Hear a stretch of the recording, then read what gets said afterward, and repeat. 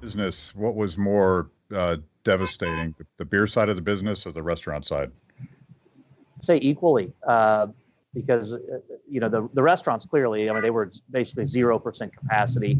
Then there was limited capacity once we were open. So they did very little. We lost 95%. We went from about 80 employees to 5.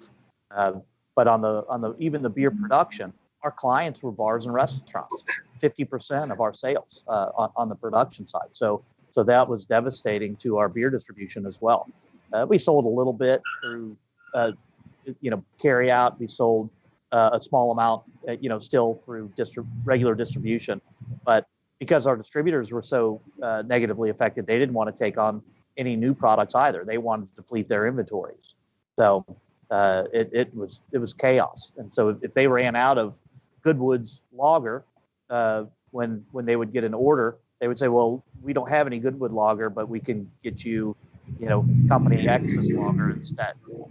So that's sort of the way it went. So we've at Free the People, we've talked to a number of businesses that have sort of gone through what you've gone through, and so many of them are being devastated, but not everybody wants to speak up for fear of sort of political or regulatory retaliation. What was the tipping point for you that said, I got to speak up because this isn't just about me anymore. This is about an industry I love. That's a great question. When Oliver first approached us, Oliver would know the number better than I would, but there were probably 20 people that were rah, let's do this. And then when he said, okay, we're going to step up, we're going to do it, there were 3 of us that stepped forward and did it.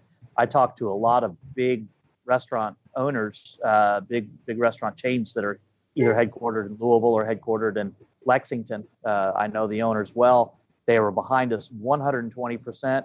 They were petrified to put their head on the chopping block for the fear of repercussions. And I will tell you, we've had several.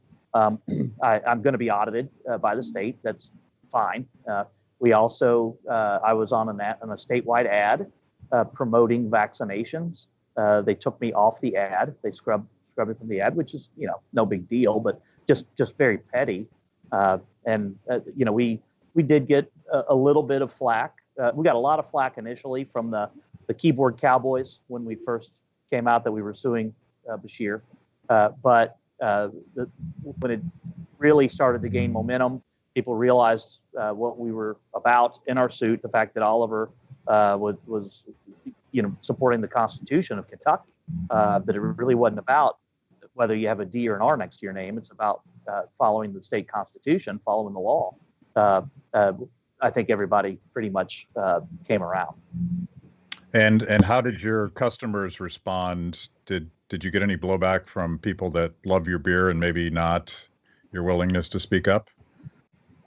We did. Certainly, I had a couple doozy emails come through. However, our revenues in both or all 3 of our restaurants doubled shortly after this came out. So more people spoke with their wallets than they did with their keyboard. Oh, that's encouraging to hear, and maybe you'll give some other folks the courage to speak up.